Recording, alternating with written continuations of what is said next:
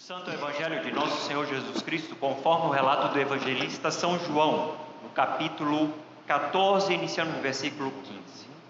Glória te seja dada, ó Senhor. Se vocês me amam, guardarão os meus mandamentos.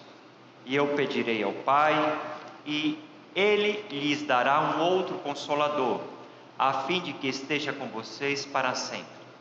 É o Espírito da verdade, que o mundo não pode receber, porque não o vê, nem o conhece. Vocês o conhecem, porque ele habita com vocês e estará com vocês. Não deixarei que fiquem órfãos, voltarei para junto de vocês. Mais um pouco e o mundo não me verá mais. Vocês, no entanto, viverão. Porque eu vivo e vocês também viverão. Naquele dia vocês saberão que eu estou em meu Pai e que vocês estão em mim e que eu estou com vocês. Aquele que tem os meus mandamentos e os guarda, esse é o que me ama. E aquele que me ama será amado por meu Pai. E eu também o amarei e me manifestarei a ele. O Evangelho do Senhor. Louvado sejas, ó Cristo. Em nome do Pai, do Filho e do Espírito Santo. Amém. Podeis sentar. Às vezes, irmãos e irmãs, nos pegamos traindo os nossos discursos de quando éramos mais jovens, de fazer de tudo diferente daquilo que tínhamos visto em nossa juventude, aprendido com nossos pais, com as nossas mães, tudo aquilo que presenciamos em nossa juventude. Tem uma canção do Renato Russo que um trecho marca bastante. Ele dizia assim: às vezes parecia que, de tanto acreditar em tudo que achávamos tão certo, teríamos o mundo inteiro e até um pouco mais. Faríamos floresta do deserto e diamantes de pedaços de vida. Bem sabemos que com o passar dos anos ficamos menos crédulos. Não sei, essa é um pouco, já numa idade já com 52, né? 52 anos, a gente vai percebendo através do tempo e no aprendizado da vida que muitos desses sonhos ficavam como sonhos. E que aos poucos a vida vai ensinando mecanismos para a gente lidar com essas frustrações, tanto a gente sonhar, de querer, e isso nos faz amadurecer. Estar menos crédulo não significa que estamos sem fé, mas menos crédulos nesses sonhos que muitas vezes nos embalaram, nos fizeram revoltar contra nossos pais e mães, revoltar contra o mundo, né? Seguir um caminho, enfim. E assim é a juventude, ela não vai mudar, é assim.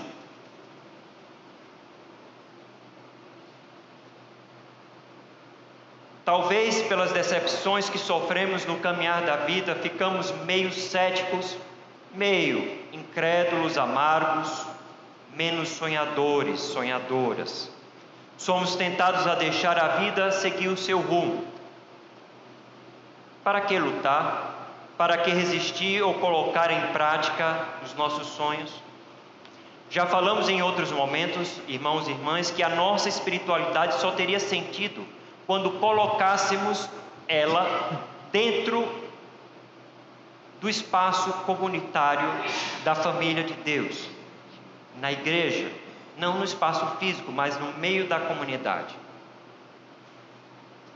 É nesse espaço que teremos condições de avaliarmos a medida certa de quanto vale o nosso amor diante de Deus, do próximo, das pessoas que nos cercam. Viver em comunidade significa muitas vezes, mesmo discordando, ouvimos o nosso irmão, a nossa irmã, com paciência e com muito cuidado. Muitos dos conselhos são bem recebidos, outros não vão ser bem recebidos.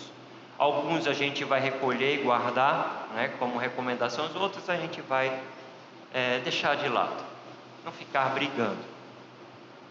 É assim que somos, ou assim que amadurecemos na vida.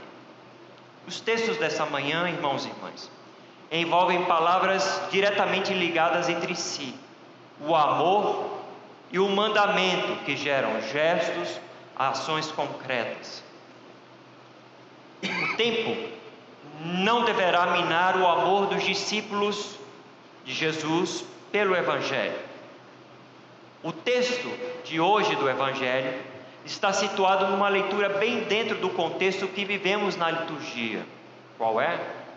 O Jesus ressuscitado está no meio de nós, vencendo os nossos medos, como foi com os apóstolos, vencendo esta incredulidade, como a de Tomé, vencendo o nosso individualismo, como Ananias e Safira, que não compartilharam liberalmente os seus bens com a comunidade que nascia, e também vencendo nosso desânimo, como os discípulos de Emaús, que iam naquela estrada, cabisbaixo, sem muita esperança. Agora, irmãos e irmãs, já nos aproximamos da ascensão aos céus, para enfim estar junto do Deus Pai Cristo, que vem preparar seus discípulos para a rotina da vida quando tiverem que encarar o mundo como ele é. Não há como não associar isso aos pais e mães, aqueles que exerceram de fato paternidade e maternidade, que não foram apenas pais e mães que geraram, mas quando eu falo pais e mães, são aqueles que fizeram a paternagem e a maternagem. Às vezes o pai é que vai fazer essa maternagem, não é verdade? E às vezes a mãe também vai ter esse papel sendo exercido. E não há como a gente não pensar nisso, naqueles que nos preparam para a vida e não para ficarmos em casa dependentes dele. É assim que a vida nos prepara. Vamos aprendendo com os pais e as mães, e assim vamos deixá-los, né, e seguirmos a nossa vida. E é verdade que muitos saem das casas e ainda tem essa dependência, né, em relação, eu não digo da questão de carinho, isso está presente, mas aquela dependência de tomar qualquer decisão sem essa presença do pai e da mãe ali presente. Ou seja, a gente vai ter que se virar e tomar as nossas próprias decisões, porque as nossas próprias decisões é que vão nos fazer amadurecer na vida. E vamos ter que arcar com as coisas boas e com as coisas ruins pelas quais vamos decidir em nossa vida. Ninguém escapa dessa lei. Essa lei é para todos, é uma lei universal. Ninguém vai escapar dessas leis. E aí, uma vez que o Cristo sai de circulação, ele deixa os seus discípulos a sensação de estarem órfãos, estava ali presentes na vida deles. O que vamos fazer sem o Cristo, nosso irmão? É um sentimento estranho. Todos nós, ou se já não somos, eu sou órfão de pai e mãe, né? Mas fui órfão de pai com 15 anos. Outros vão ver seus pais partirem mais tarde. Foi o caso da minha mãe, com 92. Pensar no ser órfão é uma coisa esquisita. Eu me lembro do colégio militar, e aí vem as minhas memórias, que não tem a ver com o sermão, mas são memórias que eu partilho com vocês na confiança. Eu me lembro que eu entrei na escola militar porque eu era órfão. Então eu tinha direito, meu pai militar, eu tinha direito de estudar no colégio militar no Rio. E fui para o Rio. E aí sempre tinha lá ele é órfão de militar. E era uma coisa que eu ouvia isso constantemente, porque a minha pessoa estava ligada com aquele termo, órfão de militar. Então era uma coisa que, depois de anos, eu comecei a pensar nisso, né? Poxa, E era pesado, né? Toda hora ser falado isso, órfão. Ah, ele é órfão, né?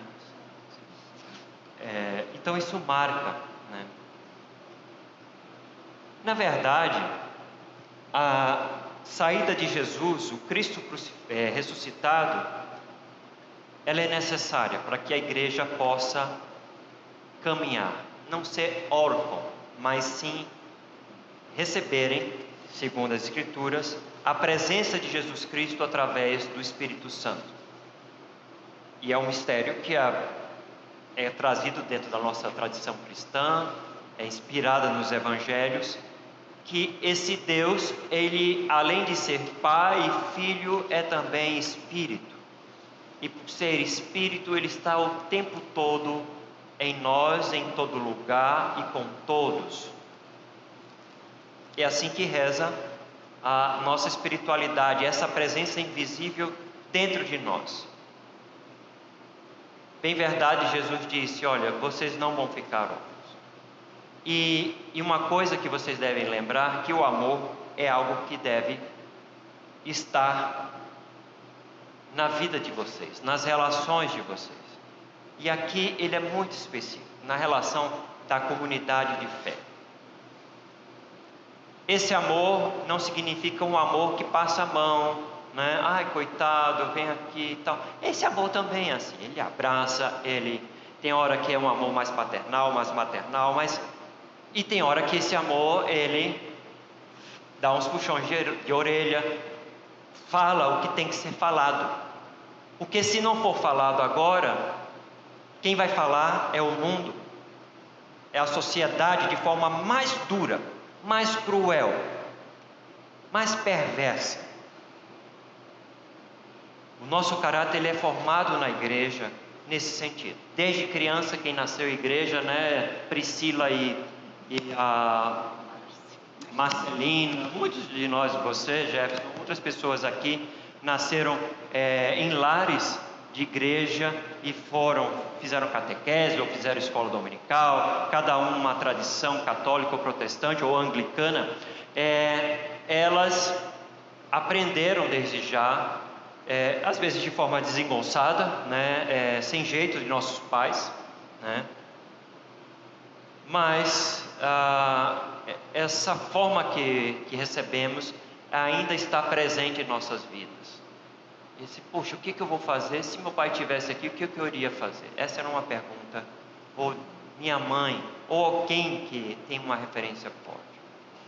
Talvez o Espírito Santo seja essa referência, essa lembrança, esse dizer que não estamos órfãos, não somos órfãos. Temos pai e temos mãe diante de Deus. E temos irmãos e irmãs que nos aconselham, que nos acolhem, que nos dá força, né? Que ouve as nossas lamúrias, as nossas lamentações, enfim. Eu acho que o texto de hoje é um texto que traz justamente essa palavra. Vamos nos preparar como discípulos e discípulas de Deus. Não devemos temer o mundo, porque Deus está conosco através desse Espírito que é derramado sobre nós. Para terminar, lembro uma frase de Dostoiévski, que certa vez afirmou, abre aspas, o amor em ação é muito mais terrível do que o amor em sonhos. O amor em ação é muito mais terrível do que o amor em sonhos. Os textos de hoje nos chamam a atenção, irmãos e irmãs, que o amor deverá ser acompanhado pela palavra mandamentos. E aqui o ensino de Jesus que está nos evangelhos precisa ser lembrado. O amor não pode ser resumido apenas na expressão do romance, ou de um sentimento, ou de uma emoção. Isso é bom, isso é gostoso, isso não invalida, mas ele não é só isso, é apenas um atrativo para algo muito mais profundo. É uma tela de uma pintura. Não devemos ficar apenas admirando a moldura dessa tela, mas o que aquela pintura está nos dizendo. Sempre que trabalhamos nossa espiritualidade, precisamos ter o Evangelho sempre perto de nós, para servir de bússola em nossa caminhada, para não nos perdermos, para não tomarmos caminhos ruins. E toda vez que cumprimos o mandamento de Cristo, temos certeza de que Deus está presente. É assim que o Evangelho nos fala esta manhã. Que Deus nos abençoe. Amém.